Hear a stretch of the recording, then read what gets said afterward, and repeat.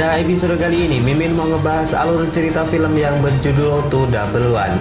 Film ini singkatnya menceritakan sebuah perampokan yang dilakukan oleh sekelompok bersenjata yang sangat sadis. Ya udah, tanpa berlama-lama lagi, mari kita masuk ke filmnya. Semongko.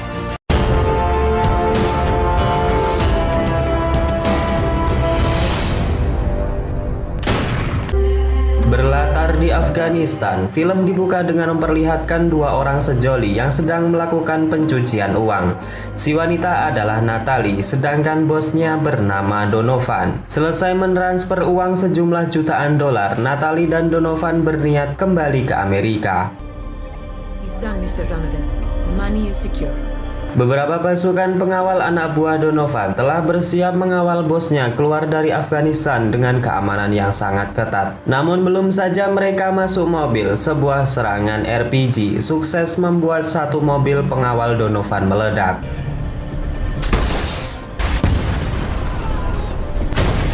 Mereka terus diberondong menggunakan RPG dan satu demi satu anak buah Donovan dihabisi oleh pasukan yang sangat terlatih.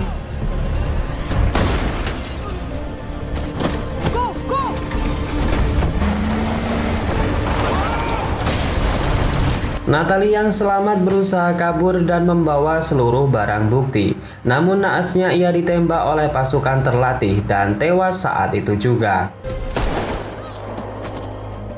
Setelah kejadian tersebut barulah kita mengetahui jika pasukan terlatih ini berjumlah 4 orang, di mana dulunya adalah mantan anak buah Donovan itu sendiri. Maksud kedatangan mereka adalah untuk menagih janji bayaran kepada Donovan.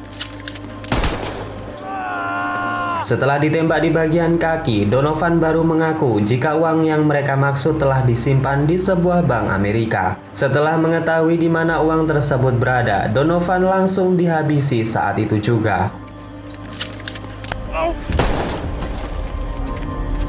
Scene selanjutnya kita diperlihatkan pusat keramaian di kota Kabul. Di sana seorang bercadar merah tengah melakukan transaksi menjual barang-barang antik kepada seorang penadah. Setelah transaksi itu dilakukan, mereka dikejutkan dengan pasukan keamanan yang langsung menangkap mereka berdua. Setelah di mobil kita akan diberitahu jika wanita tadi adalah seorang intelijen mata-mata yang sedang menangani kasus penyelundupan barang-barang antik di kota Kabul. Wanita ini bernama Rosie dan di siang itu jugalah ia mendapatkan panggilan untuk mendatangi TKP di mana Donovan dan Natalie terbunuh. Major Rahimi. Oh, Lieutenant Colonel Moss. Setelah sampai di TKP, Rosie langsung men-scan wajah Natalie yang terungkap jika dia adalah tersangka pencucian uang, penjualan senjata ilegal, dan juga obat-obat terlarang. Sedangkan Donovan sendiri adalah CEO perusahaan imbas perang dan penjualan anak di bawah umur yang mendapatkan keuntungan 200 juta dolar per tahun dari usaha kotornya tersebut. Dari analisis sementara, Rosie mengatakan jika orang di balik pembunuhan ini adalah 4 orang mantan pasukan khusus yang dulunya bekerja dengan Donovan, dan mereka juga menjadi buronan pemerintah lantaran telah membunuh salah seorang intelijen Amerika. Scene selanjutnya kita akan diperlihatkan seorang polisi yang bernama Mike Candler tengah melakukan tugasnya berpatroli mengawasi setiap lini kota yang akhir-akhir ini banyak terjadi kasus perampokan dan pemerkosaan serta pembunuhan yang diakibatkan jual beli senjata ilegal di Amerika. Di waktu yang sama kita diperlihatkan dengan seorang wanita cantik yang terungkap dia adalah putri Mike yang bernama Lisa. Di pagi itu ia sangat bahagia di mana ternyata buah manis pernikahannya dengan Steve membuahkan hasil karena mereka akan dikaruniai anak pertama. Steve yang mendengar berita tersebut sangat bahagia dan ia pun segera memeluk istrinya tercinta. Scene selanjutnya kita akan diperlihatkan sebuah WC di sekolah di mana seorang murid yang bernama Kenny tengah dibully oleh kakak tingkatnya. Karena sudah tak tahan lagi mendapat bulian setiap hari, Kenny pun membalas perlakuan kakak tingkatnya dengan memukulnya sampai pingsan. Kenny, stop. Get back here. Di waktu yang sama, Rossi yang sudah sampai di Amerika terlihat tengah mendatangi toko senjata yang dimiliki oleh seorang pria yang bernama Fish. Diketahui bahwa Fish ini adalah teman dekat dari keempat tersangka yang telah menjadi buronan CIA. Rossi mengancam kepada Fish jika terbukti senjata yang mereka gunakan berasal dari toko ini, maka otomatis Fish juga dinyatakan sebagai seorang tersangka. Fish yang sudah tidak ada pilihan kemudian memberikan sebuah alamat yang disinyalir menjadi persembunyian bagi keempat buronan tersebut. Buntut dari keributan yang dilakukan oleh Kenny berakibat orang tuanya dipanggil menghadap kepala sekolah. Di sana pihak sekolah menghukum Kenny dengan teguran keras, di mana korban pukulan yang dilakukan Kenny harus dirawat di rumah sakit. Kenny diancam jika ia masih ingin meneruskan studinya, maka ia harus menjalani hukuman membantu polisi berpatroli selama 1 pekan penuh. Scene selanjutnya kita akan diberitahu jika Mike adalah seorang polisi yang sangat disiplin menjalani tugasnya. Namun kendati demikian, ia sangat dibenci oleh putrinya sendiri yaitu Lisa. Hal ini disebabkan karena kekecewaan Lisa terhadap Mike yang selalu sibuk dengan dunia polisi sampai-sampai mengabaikan kesehatan ibunya dan berakibat ibunya meninggal dunia. Dan terlihat di pagi itu Mike kembali bertugas dengan Steve yang tak lain dan tak bukan adalah menantunya sendiri.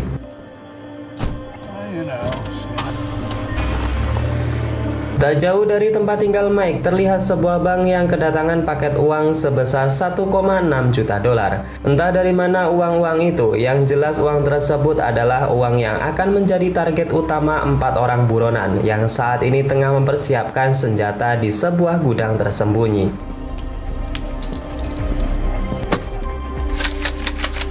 Salah seorang di antara mereka juga saat ini tengah memasang sebuah bom yang diletakkan di kafe yang berada tak jauh dari bank tersebut. Mereka akan meledakkan bom tersebut sebagai pengalihan jika nanti perampokan mereka tidak berjalan mulus. Di waktu yang sama, Kenny dengan diantar ibunya tengah berada di kantor polisi. Di sana Kenny menjalani hukuman pertamanya dan akan bertugas dengan Mike dan juga Steve untuk berpatroli. Kembali ke 4 buronan yang saat ini telah siap dengan segala amunisi dan rencana perampokan bank yang telah matang. Mereka pun berangkat dengan menggunakan mobil anti peluru dan keyakinan yang penuh.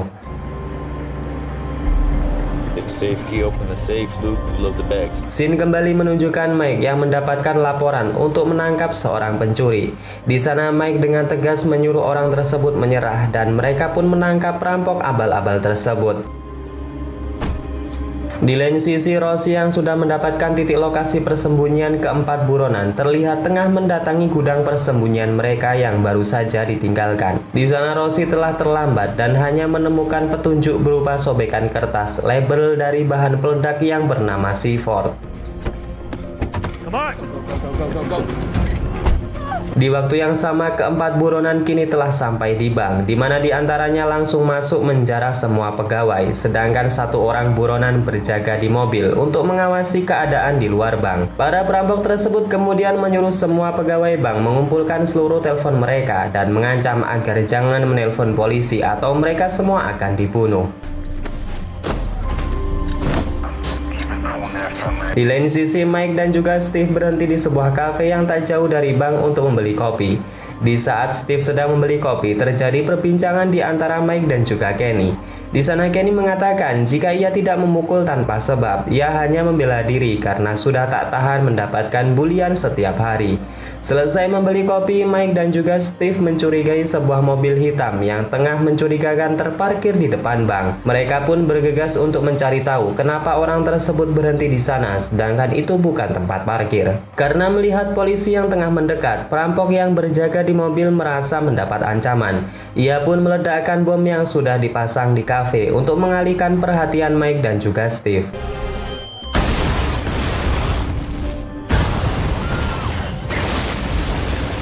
Setelah ledakan tersebut, perampok yang berjaga di mobil berharap jika Steve dan juga Mike menjauh dan menolong korban ledakan. Namun sayangnya Mike tetap fokus untuk mencari tahu siapa orang yang berada di dalam mobil hitam itu.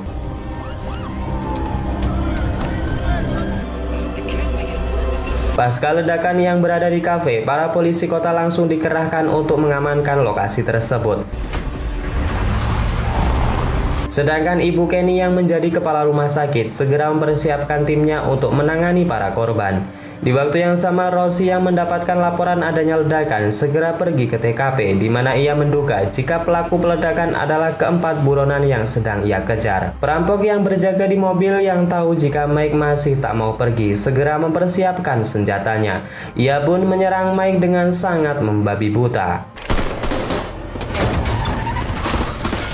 Mendapatkan serangan, Mike pun segera menjauh dan meminta bantuan kepada polisi yang saat ini berada di tempat lokasi ledakan bom. Namun sayangnya nih guys, Steve yang terjebak di dalam mobil lantaran sabuk pengamannya terkunci.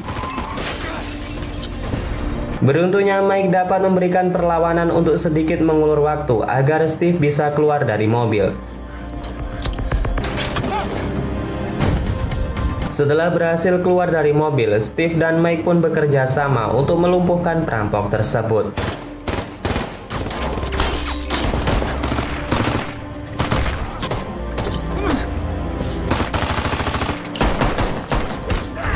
Baku tembak berhasil dimenangkan oleh Mike, sedangkan Steve berusaha mengamankan Kenny. Di sana perampok yang telah tertembak di bagian kaki dan tangannya berusaha untuk kabur menggunakan mobil. Namun Mike yang mantan seorang sniper berhasil melumpuhkan perampok tersebut dengan tepat membidik kepalanya menggunakan pistol. Namun naasnya, Steve yang tadi terkena tembakan di bagian kaki mengalami pendarahan hebat. Di sana Kenny langsung membantu Steve untuk menekan luka tembakan agar Steve tidak kehilangan lebih banyak darah. Selain itu, keadaan di rumah sakit di mana ibu Kenny bekerja disibukkan dengan datangnya korban ledakan bom yang sangat banyak. Rosie yang juga telah sampai di rumah sakit segera menanyakan kepada salah seorang korban yang selamat dengan menunjukkan foto salah satu pelaku dari 4 perampok. Dan benar saja, pelayan kafe tersebut mengatakan jika salah satu di antara mereka selalu datang ke kafe setiap pagi.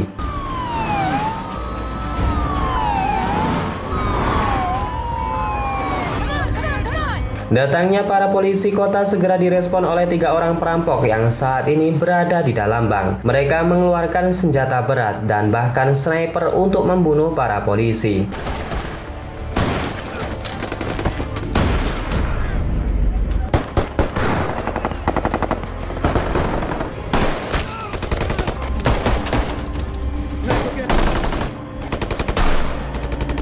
Lisa yang berada di dalam rumah tengah melihat berita perampokan yang disiarkan langsung melalui TV nasional. Ia pun sangat khawatir dengan keselamatan ayah dan suaminya sendiri yang sudah tentu mereka saat ini berada di TKP. Di sisi lain, Steve yang tengah terluka tengah dibantu Kenny membuat video perpisahan kepada Lisa jika saja ia tidak selamat dalam insiden kali ini. Steve terlihat meneteskan air mata lantaran sebentar lagi ia akan menjadi seorang ayah. Steve meminta maaf kepada Lisa jika nanti ia tidak bisa merawat anak mereka secara bersama-sama.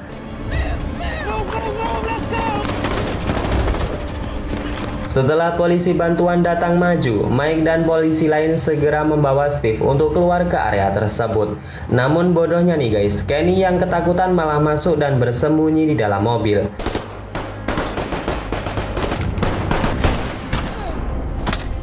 Steve yang sedang sekarat segera dibawa oleh ambulan ke rumah sakit. Namun Mike yang saat ini bersama rekan-rekannya merasa bingung karena Kenny tiba-tiba menghilang. Lisa yang saat ini di rumah menelpon ayahnya.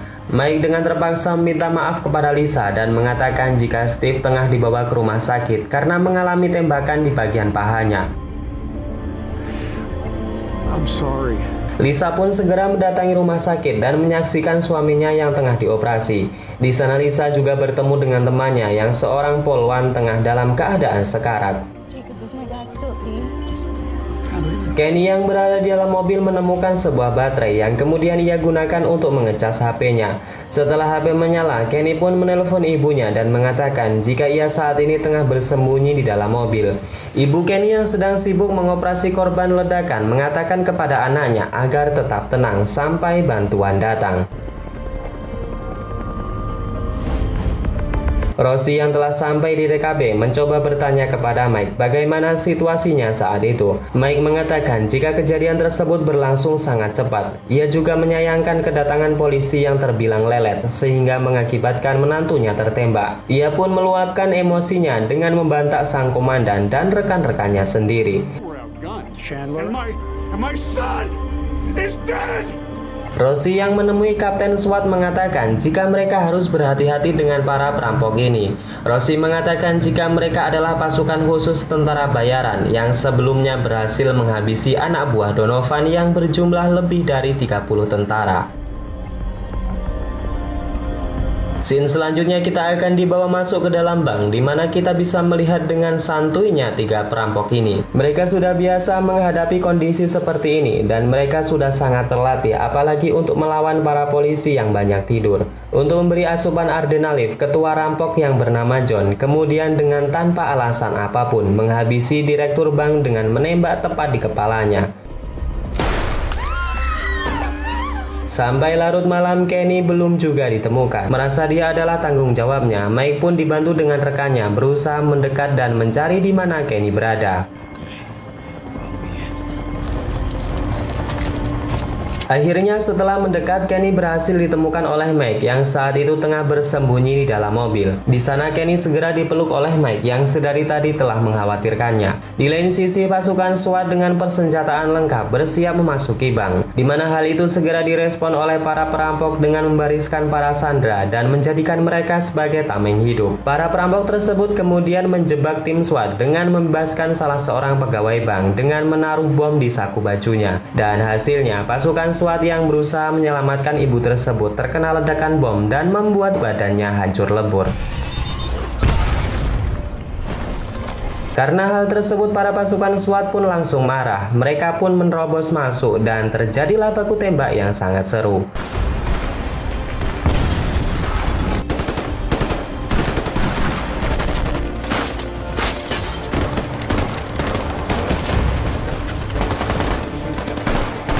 Banyak korban berjatuhan dari sisi pasukan SWAT, namun 2 rampok berhasil dilumpuhkan dengan ditembak mati. Sedangkan John pemimpin rampok berhasil kabur dengan membawa tas berisikan uang. Mike yang saat itu bersama Kenny dan rekannya dikejutkan dengan kedatangan John dan terjadilah baku tembak antar mereka. Sayangnya dalam insiden tersebut Mike tertembak di bagian kaki, sedangkan temannya telah berpindah alam. John yang menyadari hal itu dengan pede langsung maju untuk membunuh Mike, namun tiba-tiba di dalam mobil ambulan Mike segera mendapat penanganan medis. Tak lama berselang Lisa mendatangi ayahnya dan kemudian memeluknya dengan bercucuran air mata. Ia sangat berterima kasih kepada ayahnya karena jika bukan karena ayahnya mungkin saja ia sudah menjadi janda. Dan kemudian film ini pun selesai. Oke, segitu aja guys alur cerita pada episode kali ini. Semoga kalian suka dan dapat mengisi waktu kosong kalian.